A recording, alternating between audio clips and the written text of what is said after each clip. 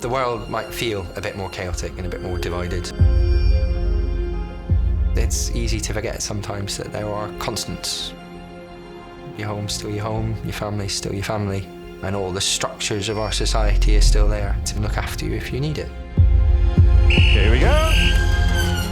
George's resus. Adult male, code red trauma, 10 minutes. Activate the helipad. There's been an explosion on a building site. Heart rate 200.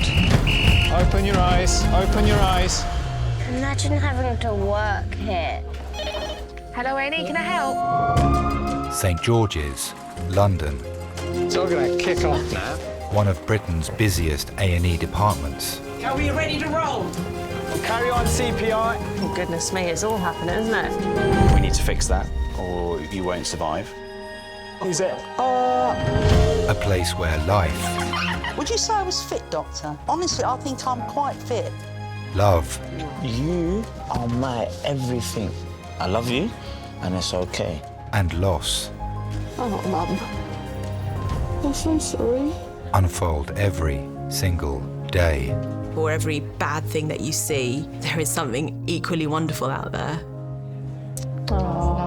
Filmed across one 24-hour period, these are the stories of a nation and its health service. I thought I was going to die. You're definitely not going to die. You've got too many good doctors and nurses here. When people experience really significant illness or injuries, we see people pull together, we see relationships get stronger, and we see people reflect on what really is the most important things in their life. Whatever happens, it's going to be okay. I love you. Love you too.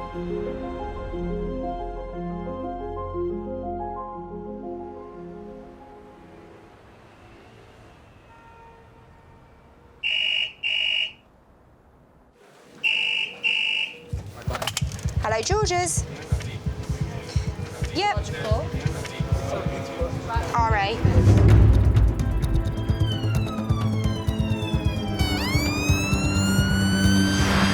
Thank you. Cheers, mate.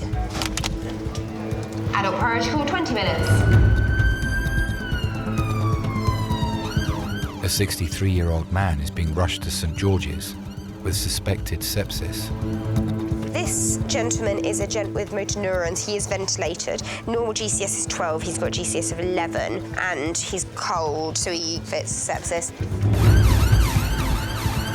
The man's wife and son are also on their way to the hospital.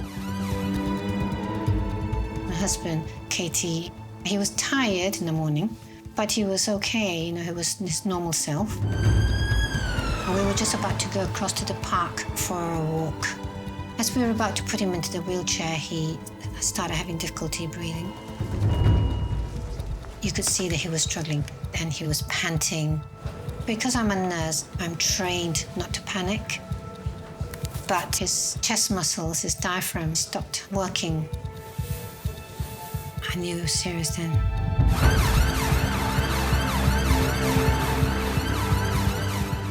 A red flag sepsis. It's an overwhelming infection. You're immediately thinking, we need to get antibiotics ready. Do we have oxygen? Do we have fluids?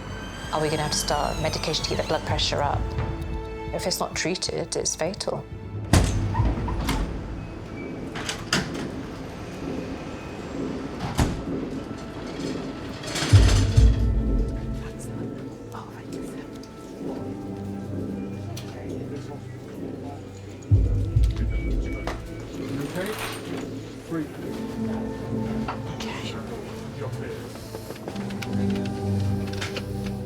Hi, sir. I'm Kimberly. I'll be looking after you. I'm just going to attach you to the monitor. Is that all right? Do some tests on you. Katie's son has joined him in resus. Right, what's the story then? He's a doctor. Yep. He's 63 years old, suffers from motor neurone disease. Yep. Only communicates with his eyes. He's non-verbal. One blink is yes, two blinks is no. Trying to communicate with him. Hello, Mr. Wong. I'm Dr. Lucien, one of the consultants. Okay, and it's one blink for... yes. Two blinks for no. All right. Have you got any pain anywhere? No? Okay, all right. He's now completely paralysed. He's lost his voice, but his mind is intact and very clever. He's still able to think. He's still able to make decisions. He's such a brilliant man.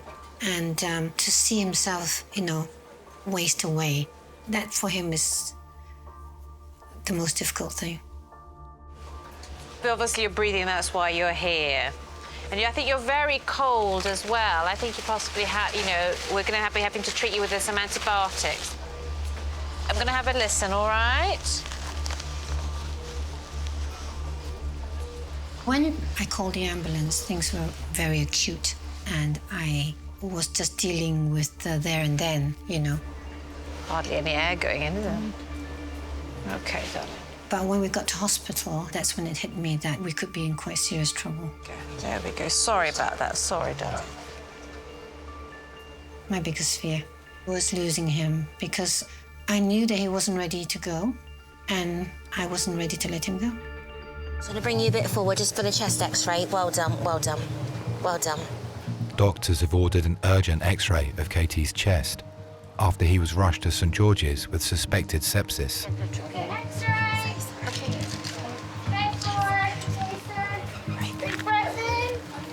Hold your breath.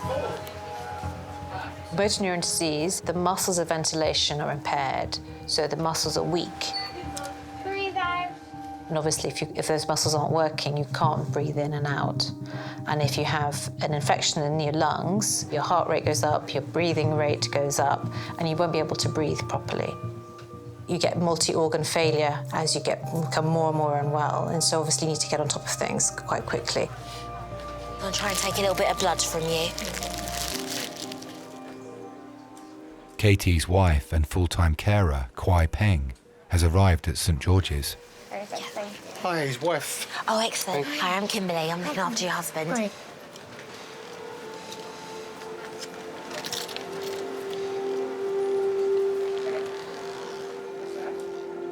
Katie grew up in Hong Kong. He comes from a family of 7, and his father worked in the university, and he had a very academic upbringing, so I think that influenced, Katie to go in and do a lot of studying. He came to the UK to train as a pharmacist because I don't think they had a pharmacy school in Hong Kong at the time. And then after that, he stayed on to do his PhD. And then after that, he met me. And then he got stuck. We're just going to give him antibiotics to cover everything, okay? We met at a hospital Christmas party. I was already a qualified midwife, and he was a pharmacist in London. I suddenly sort of found him standing next to me, and we started talking. It was like as if we've known each other for a long time. We had a lot to talk about. He was intelligent and kind, very witty, and I knew he was the one that I was going to marry. On that first date? Yes.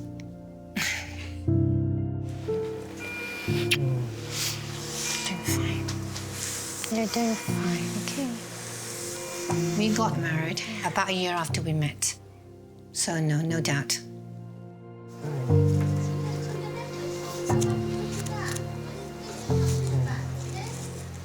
At our wedding, he was dressed in his suit and tie and stood there with his best friend, the best man, and they both look very, very handsome, especially Katie. Just close your eyes and sleep. Think nice thoughts. Think about when we went to Australia. Do you remember, Katie? After the wedding, we settled down in a house in Collier's Wood, and we had 2 children, a girl and a boy. Happy memories, yeah.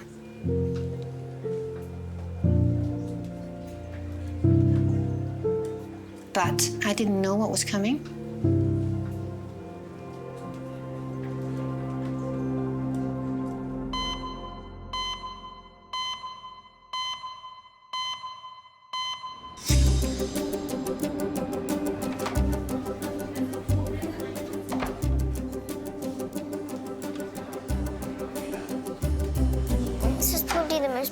useless thing ever. Imagine if you just bruised yourself and it hurt, but it wasn't serious, and you waited 6 hours to get seen by a doctor, and they said it was just fine. That would be really annoying.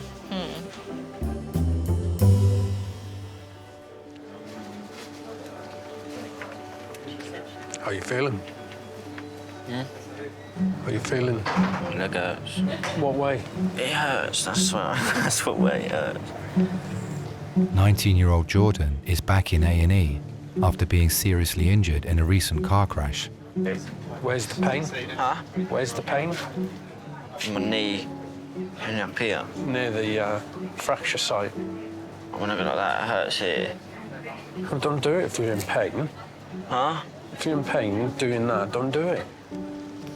Hey? It hurts, mate. Oh, it makes me go light-headed, mate. Jordan, he is a typical teenager. He internalises things, he keeps things to himself, he thinks he can tackle the world on his own. Hopefully this will be a lesson learned. He's not very talkative. I try to get him sometimes to open up and say, right, the best way to get through is to communicate. Jordan. We. Oh, it's you. Yeah. OK. Hold that. You can hold that. Right. Oh, God. Oh. Right, managed to avoid knocking things over. 1, 2. Oh, no, second on the right, that's first. Second one's this one. All right, I missed that one down there. Great, lovely. You could just reverse into that small space here. That's made of. Oh, here we are. Let's put it here. I mean, obviously, I'll hear the story first, and then we'll go from there. Sure. Right. Good afternoon. My name is Maria. I'm one of the nurse practitioners here. How can I help you today? Well, 6 weeks ago, I was in a car accident. 6 weeks ago? Yeah. Were you driving a No, car? I was in the passenger seat of a car. My friend hit a stationary car at like 50, 60 miles an hour. Yeah, I was knocked unconscious as well. So you can't. His recollection is very vague. Yeah. My memory's a bit distorted still. So I woke up outside the car with my back on the floor. And what happened then? I completely broke my femur. Wow. So they put the metal rod inside your leg, did they? Yeah, they put a metal rod in my leg. Well, here we are. This is all the metal work. After they've done the surgery. OK, all right. Oh, yeah, there's a bit of a shard there, isn't there? As Jordan was growing up, I was in the forces, predominantly serving in the Royal Air Force. I was an aircraft engineer. I would deploy a lot, so there would be periods, times where he would be left. Being in the forces, you're aware, especially if you have a family, of the disruption that it can cause. It was 2007, my first deployment, and that was to Iraq. 2 days ago, I fell over. Yeah. Where were you? Just in a public place, or? Yeah, I was in a field just with a couple of my mates. He knocked into me, and I fell onto my right knee, and I heard like a popping feeling in my leg. So you actually landed on this knee in the middle of a field? Yeah, yeah. OK, and then? I tried walking on it, but I couldn't put any weight for it, so my mates had to like bear my weight and just like help me like hobble to the car. So, and they took you then to? My home, and then I called an ambulance. Oh, right. So where is the pain today then? Well, it's pretty much the whole way up my leg. Can't put any weight for it, and it's getting more painful. OK. My anxiety is pretty bad. I can't stop thinking about it, literally. Right, let me just go down to X-ray, have a quick chat with them. I'll be back presently. All right, thank you.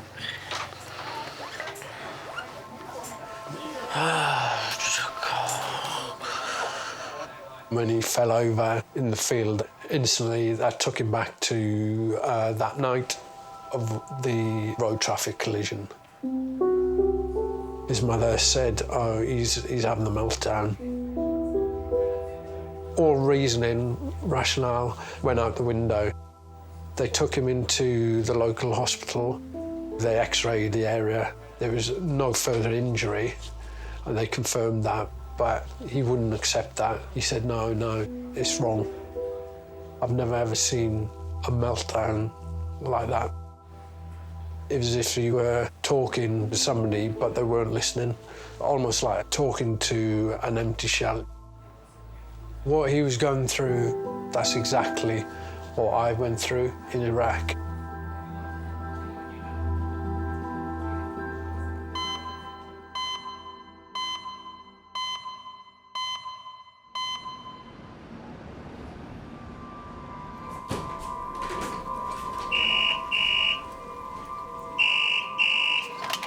Georges. 67. Yeah. Amputated. Okay, what's the ETA? A 57-year-old man is being rushed to St George's after amputating 3 of his fingers on an electric saw. Adult male priority call ETA 5 minutes. Amputated fingers. The man's partner is travelling with him in the ambulance. Steve had been off work. I told him to finish off the spare room. He had some painting to finish off. I work at a local primary school. I had a big meeting that morning and my mobile phone went. I looked at the other women in the room and I just went, "It's Steve. You know, he never rings me." And I just went, "Everything all right?" And he said, "I've chopped my fingers off." It's what horror stories are made of, isn't it? Masha is the plastic surgeon on duty. Whenever you hear that someone's coming into A&E with an amputation of any kind, you know this is a serious injury. What kind of amputation is this? Was this a sharp laceration or was this a crushing type injury? Because all of these have an impact. You also know that this is a time-critical injury as well. Every minute that the amputated part does not have a blood supply, there will be less of a likelihood of being able to successfully reattach to that part.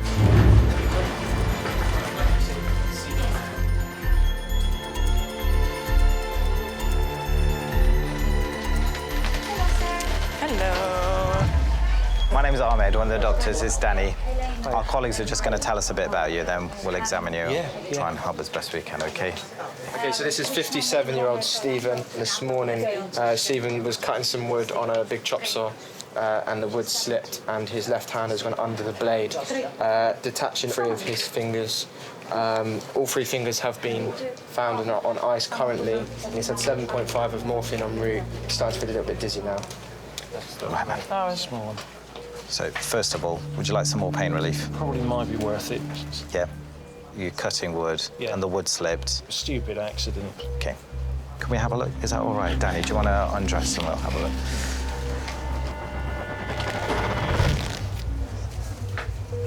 No, sounds silly. Relatively new blade or old blade? Not rust, not fairly new blade. Fairly new. Okay. Did you have all your vaccinations as a child as well, as far as you know? Okay.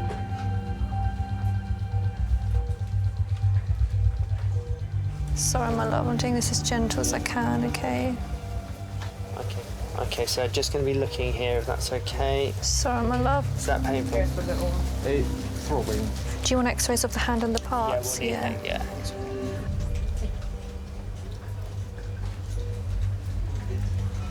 Okay. Can you feel me touching you here? Yeah. And here? Feels normal, that side? Okay. Okay, fantastic. So X-ray are ready. Obviously, we'll do our utmost best to try and reattach them and salvage them. All right. The anaesthetist wanted to just ask you how urgently you guys are going to do it. Now. Urgent, yeah. It's all time critical, isn't it? So. Okay, it's good to go. Lots of thoughts went through my mind. I've seen a bit, sir. What will happen if they're unable to reattach his fingers? And what the consequences of that will be.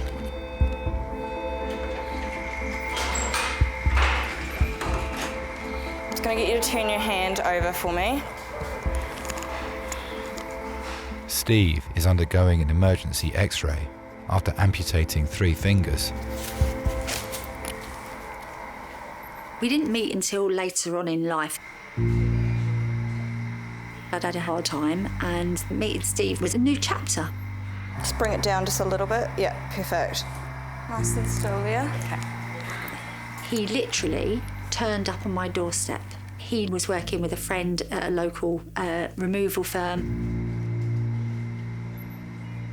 I was going through a divorce at the time and we had to move out of the family home, so the council accommodated us into emergency accommodation. It was a really chaotic, turbulent, traumatic, uncomfortable time for us all, really. I'm just going to get you to turn your hand over for me. And he asked during moving all of our stuff, did I have anybody to move, to help me move in? And he said, well, if you need some help, I'm happy to help. I jokingly said, I'll treat you to a curry if you come over. I didn't think he would. I just thought it was one of those things that people say, being helpful. And but he did. Okay, we're all finished. Steve put the children's beds up and put light fittings up, curtain poles. That evening, after we'd finished and we'd had our curry, we washed up. And I said to him, this was reminiscent of my mum and dad. Because growing up, my mum used to wash and my dad used to wipe up, and that was their quiet time. And I had that sort of almost flashback of it being quite a special moment, really, even though it was the first time I'd ever met him.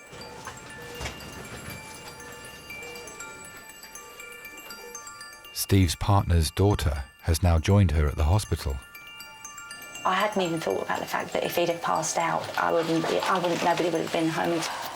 So, yeah.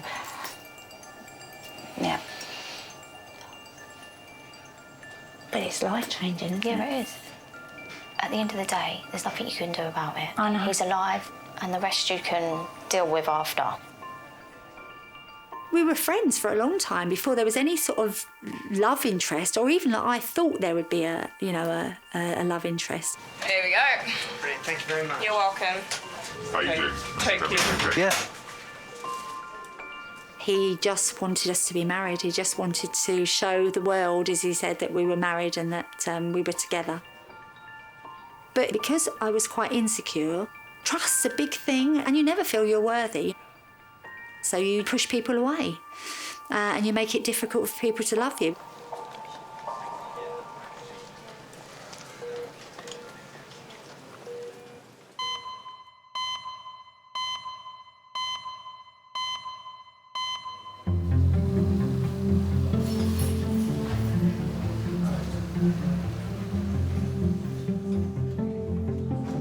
What's the NHS number? It's a number you get given when you're born. What's a DOB? Date of birth. Why is it called St. George's? It just is. It's just the name of it. Is the person who made it called George? No, I don't know why they called it that.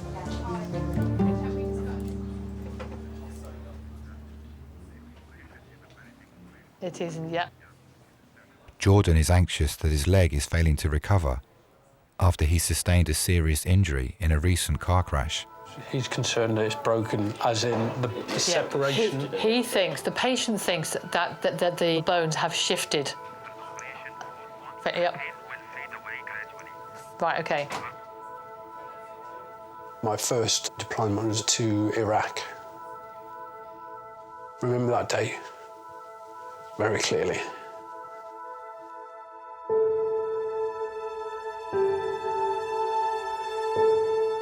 First time I've actually been away on live operations when people are actually trying to kill you. I was absolutely petrified. A lot of rockets would be fired in. There was nothing you could do. You just had to endure it. And it was almost like Russian roulette. You didn't know. You just had to wait for the bang.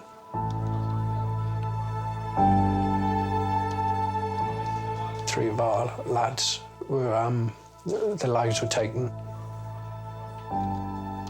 I didn't cope very well. You become like a coil spring.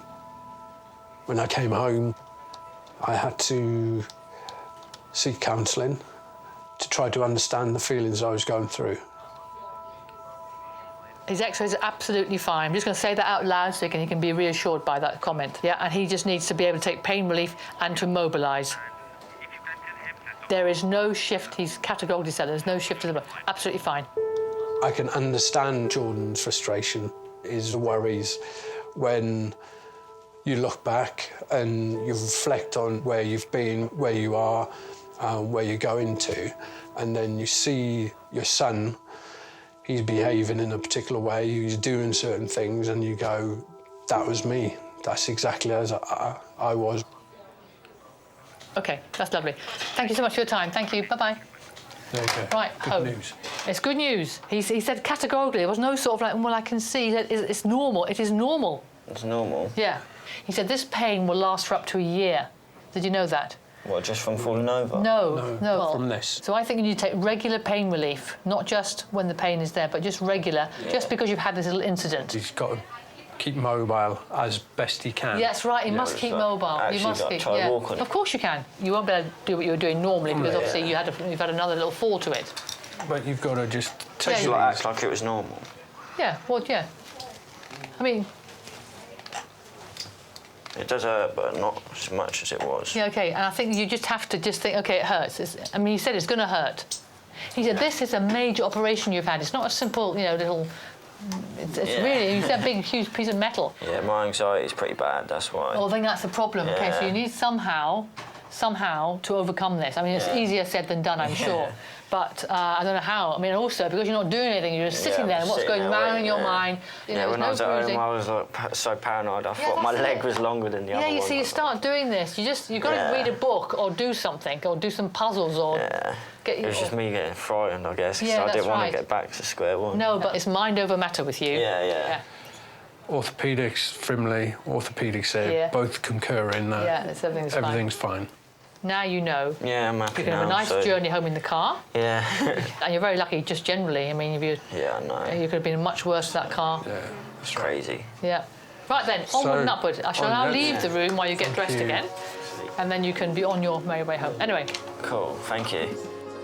When Jordan was a young lad, I was away a lot. The relationship that we've got now, I like to think we talk more, although on occasion he does drive me to distraction. There's your phone now, mate. Both our lives, we've kind of got a commonality. What he's endured, I can see similarities in what I've endured. Just brought us closer. There we go. Clear. Thanks again. That's OK, great. take care. Bye-bye. Bye-bye.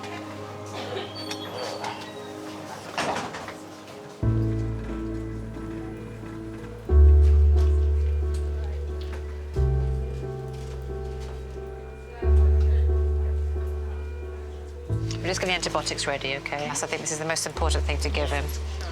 Because I just don't like the fact that his temperature is low. Doctors are concerned that Katie may be suffering from a serious infection. We need to give this to you, to start getting you better. And these antibiotics will sort of cover, chest and urine and everything else, yeah? Is that all right? Doesn't hurt? This doesn't hurt? All right, that's gone in. In 2013, Katie noticed that he was getting a bit of shoulder pain and discomfort. We all thought it was repetitive strain injury because working in a pharmacy, he had to reach up the shelves to get the drugs. Water? Yeah, water. Water? Yeah?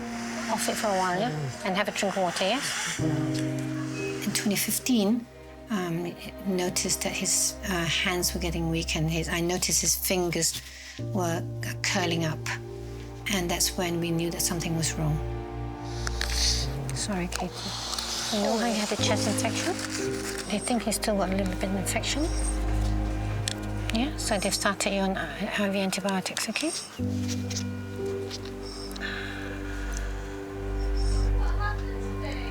Better?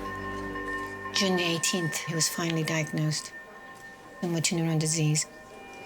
Do you want to do mask back on? Yeah. Mask back on, yeah? Yeah? Blink, blink. We had an idea then, but obviously still So it's like hitting you with a baseball bat, you know, you just sort of reel backwards and think, oh my God, you know, what is life going to be like? A year and a half after diagnosis, he was losing his ability to walk and to talk. And the only thing that can move for him are his eyes. I was losing him. Katie? Open your eyes. Do you want to spell? Not being able to communicate is the most difficult thing. A, E, I, J, K. Now we have a method of communicating which is using an alphabet chart. A, E, I, O, L-O. Using his eyes to blink to indicate, you know, which letter he wants to spell with. A, is it? E. Have my ear. E. Blink. And that is slow. This one? This one. Is it A or E? A. E. E. And then it's very difficult for me because, you know, I mean, you don't want to see your partner feel sad, is unhappy. So it hurts me, and it, you know. X, Y, Z. So it's Z. Lorazepam. Do you want lorazepam? Is it going to make the breathing more difficult? Katie's a fighter.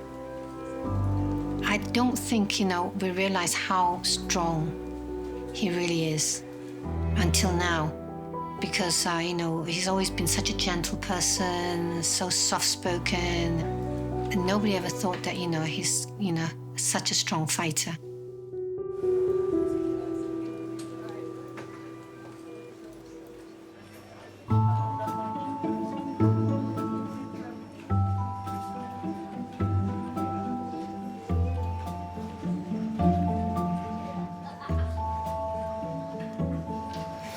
This is you, Mummy. You make me a little bit slimmer. That's how it comes out. I'm sorry. But it won't let me make you any slimmer. That's a shame.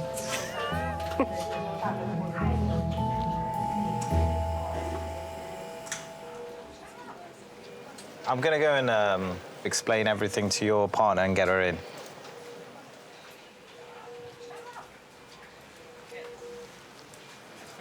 Hello. Yes. Hi, my name's Ahmed, one of the doctors. What have you been told so far? That he's lost 3 of his fingers. Yeah, so he's going to go and have an operation and do our utmost best to try and salvage them. So the surgeon and the anaesthetic doctor are there at the moment with him. Okay. I think it'd be helpful if we're just all there together and we can have a chat. Do you want to come through? Yes, please, thank you. I just want him to be all right. He will be. Not it won't, yeah. I have to say you're taking things very well so far, so that's very good. But I'll talk to you all about what we plan to do for you, where we go from there in terms of the outcome. What is your name, sorry? Hi, good to meet you. Hello. Hi. So it's very useful to have you here because I'm about to talk about all of the injury, what's happened so far, and what my thoughts about where we go from here. So you've had a significant injury to your left hand. You don't say. You've had amputations to 3 fingers, and you've actually damaged the little finger in a significant way from what I can see on this aspect too. Now, the aim is to try and save as many digits as we can, but this is not a straightforward process. No. So likelihood is this is going to be a 12-hour plus operation. There is such a large amount of possibility in terms of the outcome.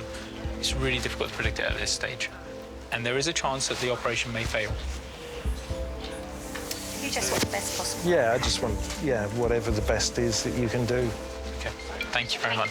Thanks. Thank you, thank you. Whatever happens, it's going to be okay. I know it will. It'll be fine. It's a 12-hour operation. At least I'll get a rest. He should have been upstairs doing the spare room. I said, what were you doing in the shed? Making coasters.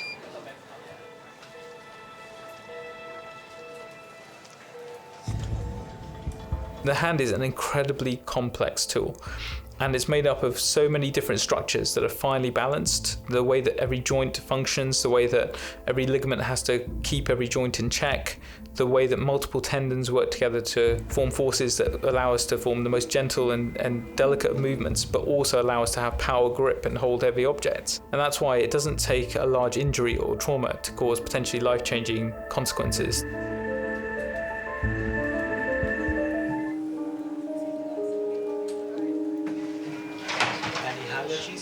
No. Steve is waiting to be taken to surgery after amputating his fingers earlier today. Oh, 12 hours is a long time to be in a theatre. But you know they're doing the best possible thing they can be in that amount of time. Yeah. But it just puts things into perspective, doesn't it? It does. Hello. Yes, yeah. Sorry. That's all right. No, that's fine. Are you staying here? Yeah, okay.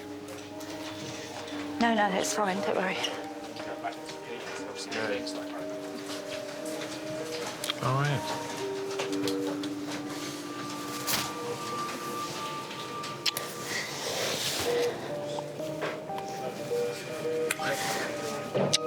Sorry.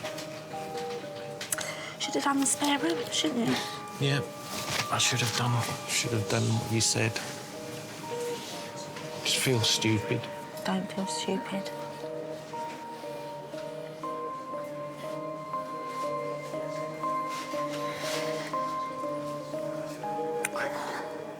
I do rely on him. It's a real partnership now, which I think I battled against for many years. It takes time to build trust and regain trust again. Be all right. Yeah, no, it will. I know it will.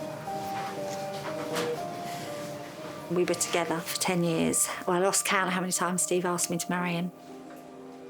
I was quite happy, just, living together, plodding along. But then, unfortunately, Steve's dad passed away very suddenly. And I thought about, if that happened to Steve, how would I feel? Would I regret not ever marrying him? And actually, it made me really rethink and focus on the reasons why I wasn't marrying him. And actually, there weren't any reasons now why we shouldn't be married. He's very calm, very kind, very laid back, honest, reliable, trustworthy. So we were having this dinner and Mandy, his sister, said, are you two ever going to get married? And I went, well, maybe I'd say yes next time he asked me. And it was almost like, do you mean that? And I said, yeah, ask me. And he said, will you marry me? And I said, yes. I love you. Love you too. My regret is that instead of our sort of 6th anniversary, it could be the 16th anniversary. I should have done it a lot sooner. But we did it in the end. Is it weird seeing your fingers chopped off? That macabre, yeah, I bet. Yeah. We are ready to go, sir. Okay. The theatre, okay? Thank you. So, do I say goodbye now, or? No, you can follow us up there. Oh, brilliant. Okay, lovely. Steve will now be taken to theatre, where plastic surgeons will attempt to save his 3 fingers. Things happen that you have to come through and work through. And it does make you realise how much you care about one another and how much you love one another and how much you don't want to be without that person. And how much you need to make every single second of every single day count, because you never know when it's going to be that last moment.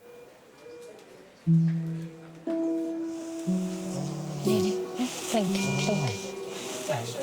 Are you having problem breathing, Katie? Is something bothering you?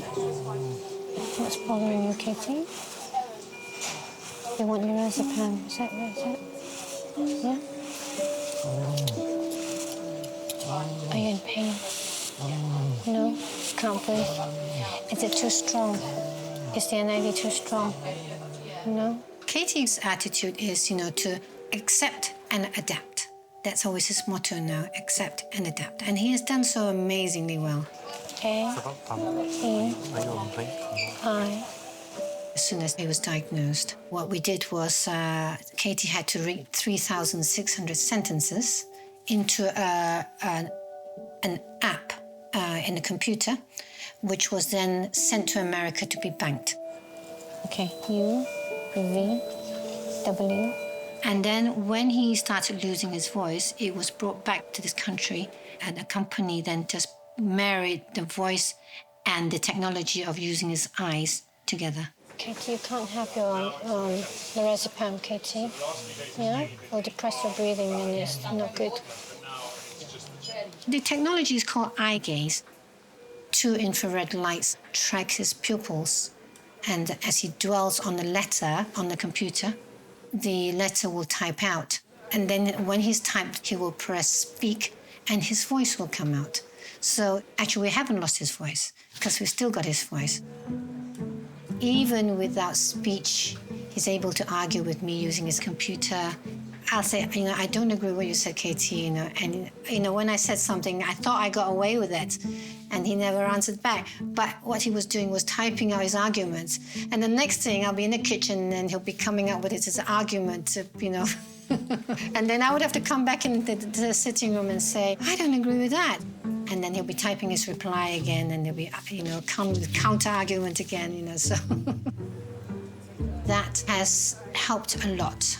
I just can't imagine life without that technology.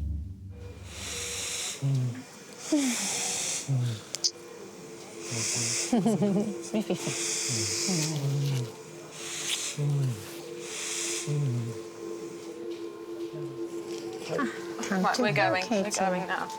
Great. KT will be taken to an intensive care ward where doctors will continue to monitor him. Okay. Oops.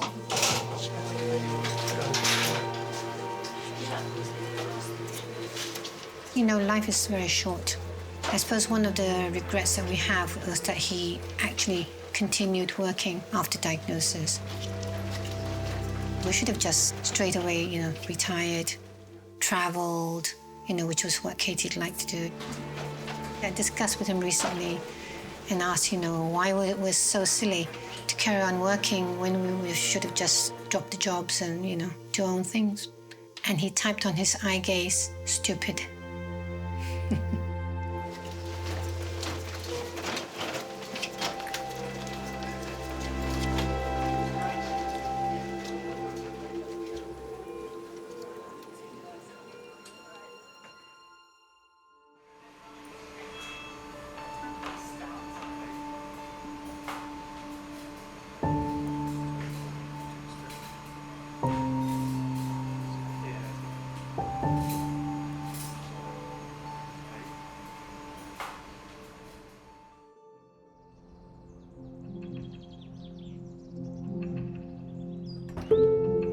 Unfortunately, the index finger didn't last, it didn't live, so they had to amputate.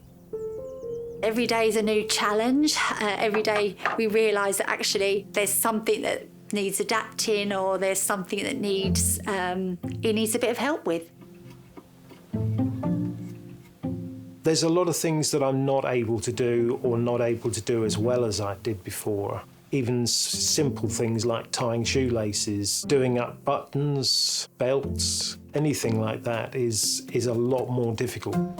Steve, got your tea? Oh, thank you. I'm sure there are going to be things that are just going to be impossible, but I'm the type of person who doesn't really want to find the impossible. I'd rather find a way of getting around it.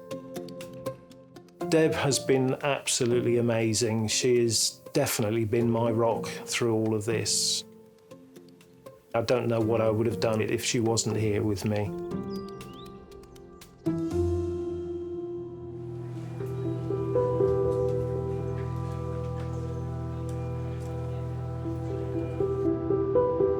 The next day, he stopped breathing. I thought that we'd lost him that day. They put a tube down him and then waited.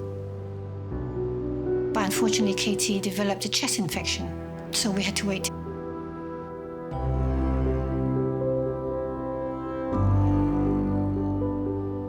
The fact that he's had a tracheostomy has helped a lot. Now he can carry on with his life as usual. I wouldn't say normal, but usual.